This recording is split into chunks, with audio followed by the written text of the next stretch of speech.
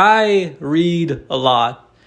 Like, I read books, I read news articles. Don't do that, by the way. And I read a lot of like manga and manhwa and webtoons. I read a lot of shit. And you know Geigo, garbage in, garbage out. So since I put a lot of garbage in, I'm about to regurgitate garbage out. I read a lot. And some things you read, it's like, I suppose about 2 out of the 10 things you read are going to be like okay. Not even good, just okay. And so I just want to talk about a couple of things that I've been reading that is strange. Okay, so there's this one manga I've been reading. It's called Please Put Them On Takamine-san. So it's this manga about this dude called Shirota who is a loner, which I'll be honest with you, I've actually never read or seen any piece of media about a depressed, mentally ill loner ever. You know, that's new. So, you know, this author wrote the story about a loser. But the difference between this loser and myself is that this loser is being lusted after by the top of the class, the president, the most beautiful woman to ever grace this earth, probably. She lusts after him. Like, she's just so deeply interested in him. And it's because he's just so honest, you know? It's very strange.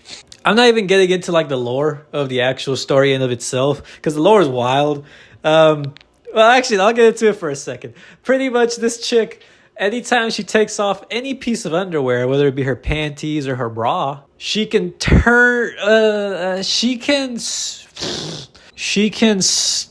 erase any action she had done previously.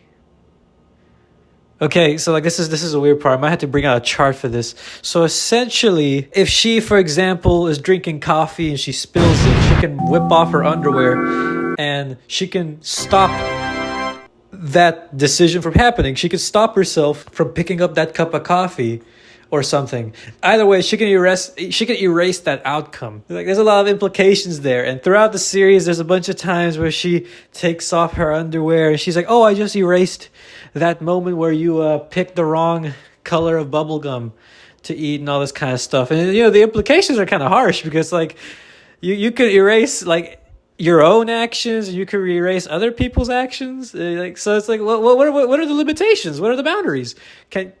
Is it like it has to be immediately before? Because I'm pretty sure in a different chapter it was like she removed her panties and she was able to erase something from way long ago.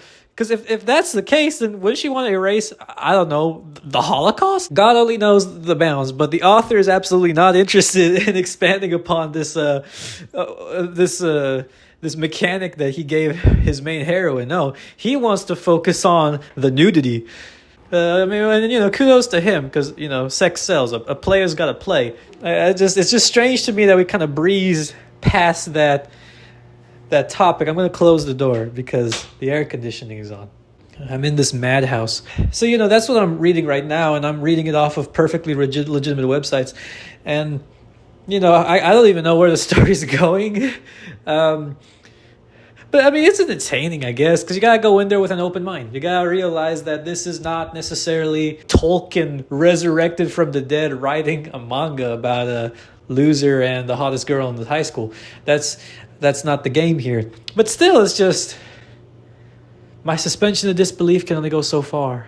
This kind of reminds me of this other thing I'm reading, which is, it's a webtoon. It's called Lookism. So, if for those of you who don't know, lookism, the actual term in of itself, is about the discrimination people face based upon appearances. It's very related to the halo effect.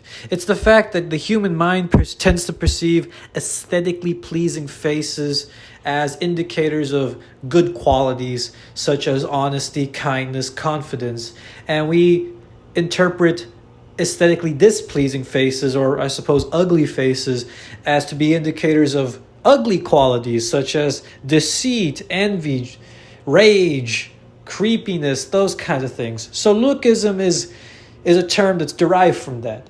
It's discrimination based off of looks, for a lack of better terms. So this manhwa, or webtoon, because that's where I read it on, those greedy hacks, is essentially about that, taking place in South Korea, the most morally depraved wasteland you could imagine. I don't hate South Korea, but I could go through a whole thing about how me growing up in the United States fundamentally clashes with the Eastern mindset. I might do that one day. But for now, just understand I'm coming from a very biased perspective. But anyway, so the story is about this character called Daniel Park, who is fat and ugly. I mean, for lack of better terms, I don't know what you want me to say. And he gets bullied in school for being fat and ugly. And so he decides to force his poor mother to send him to a school in Seoul, which is the capital of Korea, where he wants to just start a new life. But, you know, if you're a loser in the boonies, you're going to be a loser in the big city. So Daniel goes to Seoul, gets the shit beat out of him.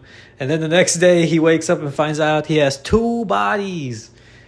So he has 2 bodies now. One of them is just chiseled by angels. Absolute beauty, all these kinds of things. And then you have, original Daniel, who's still fat and ugly. So the story centers around this dynamic where Daniel goes to sleep in his original body, wakes up in the other body. He experiences life from 2 perspectives, that of an ugly person and that of a very attractive person. And for the most part, he's interacting with the same people, like students from his school, cashiers, civilians, same people, but with 2 different bodies. So he gets to monitor the differences between those 2 interactions. Simply put, when he's attractive, everybody loves him. Any flaw he has, any insecurity he may display is automatically perceived as, this guy's sensitive, or wow, this guy, he needs to learn to socialize more. That's so cute. And whenever he's fat and ugly, it's perceived as, this guy doesn't have tact. This guy is a bitch. He's all these things. We live in a society, people. And so, thus is the plot of Lookism. Or at least that's where I would like for it to stop. Understanding the previous story, Takamine-san, I talked about how they don't really want to expand upon the actual mechanic that is Takamine's underwear, which is a very strange topic to bring up, but they don't want to explain it. Well, this is quite the opposite. They actually do take time to try and explain Daniel Park's body situation. But my God, Takamine-san is a rom-com, raunchy, slice of life, ecchi, perverts paradise story where you get to see nude anime girls. That's the selling point. With Lookism, the selling point, at least for me in the beginning, was the social commentary, the whole idea that looks can be deceiving, and even though we are such an advanced society intellectually, we're still animals with base desires who treat everything based off sensation. As if something looks good, we feel good. If someone looks bad, we feel bad. It's a social commentary, At least that's what I thought the selling point was, because, mind you, I don't know much about the author, but I assume he's not C.S. Lewis or, once again, Tolkien levels of depth. Lord of the Rings took like 15 years to write. I don't think this guy was taking that long to write Lookism. I understood he wasn't going to be able to probably talk about the concept of Lookism with such depth and grace as a professor/author would. I understood there probably weren't any sources that he read when he wrote this.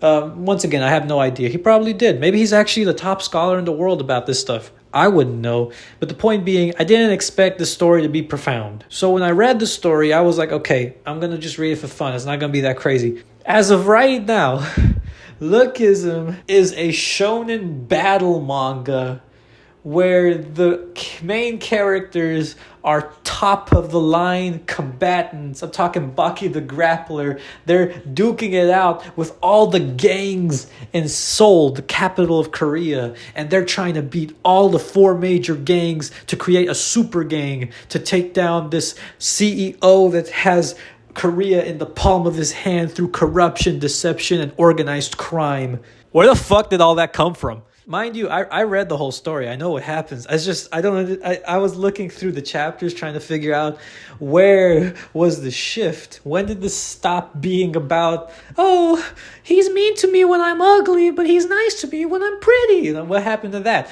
Now it's like, ugh, society treated me badly.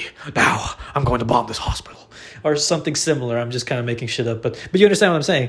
It became this whole story about organized crime, underground gang rings of like human trafficking, drugs, violence, ultra instinct. It's crazy, man. What happened to the social commentary? And like I said, it's not like Takamine panty manga thing, because that one kind of glosses over the mechanics. No, this one is very much about it. Most of this plot happens because Daniel starts to look into why he was able to switch bodies in the first place. So him merely questioning his own universe's mechanics caused this whole derailment of the genre itself. We started as a slice of life drama / comedy, and now we are this shonen battle Daggerfall Arena Skyrim series. I'm just sitting here like, what in God's name happened? It's not a bad read by any means. I mean, it does get a little tedious. Sometimes I'm like, oh look, the gang leader of the East Side of Seoul. Oh God, he's known as one of the 5 geniuses, one of the 5 adversaries who grew the crime syndicate in Seoul by himself. Oh God, he's so strong. What's gonna happen? They beat the shit out of him. Violence, that was the solution. They got rid of him, and now he's nothing. Or just like in other shonens, he's now their friend, and he hangs out with them. Because these guys are like 17. I read a lot of weird shit, okay? I read a lot of weird shit. I started reading this series by Julie, I think her name's Juliette Marillier. It's called the Seven Waters series. It's about Celtic Irish folklore, and it's about this one specific family who is royalty, and they're trying to preserve the magic of Seven Waters as the ages go, because with time a lot of these fantastical pagan religions die off, as you know, and so they're kind of living through the end of that. But even though it's about magic and fantasy, it's actually quite high romance. It's very high romance. So the main characters are all women, and at the end of the story, you know, the guy gets the girl gets married, and it's great, you know, and it's a great series. I don't see people talk about it enough, but I really like it. But even that series kind of makes me call bullshit sometimes. The world building's amazing. It takes place in ancient Ireland. I mean, who doesn't like that kind of stuff? But they start talking about the fair folk and the old ones and Macadara and you know, this book is written by a woman, and I assume it's probably targeted for women, because sometimes they'll be talking about like the main love interest, and they're talking about how he's so sensitive but he's so strong and all this crazy shit. I understand women less now, if I ever understood them in the first place. Great series though. I'm not tarnishing it by any means. I actually would love to see it as a full-fledged story, but sometimes it's like okay, look, I understand you want to fuck this guy, but you know, what about the magic? What about the druids? Let's think about the druids for a second. Good book though. Great series. Juliet's outdone herself. I read a lot of stories where it's about like guys who have like no charisma, but they're just so honest. Like they're losers, but all the hot bitches like him because he's so honest. I read a lot of those. Holeless, you know, no bitches. But you know, that's like a topic for another time. But the moral of the story is my suspension of disbelief can only go so far. I can only defend media up to a certain point, but at some point I'm just like, what the hell am I reading? How did we even get here? What I'm trying to say is the translation group for the Takamine-san manga needs to get off their fucking asses and translate the next damn chapter. I'm tired of fucking waiting.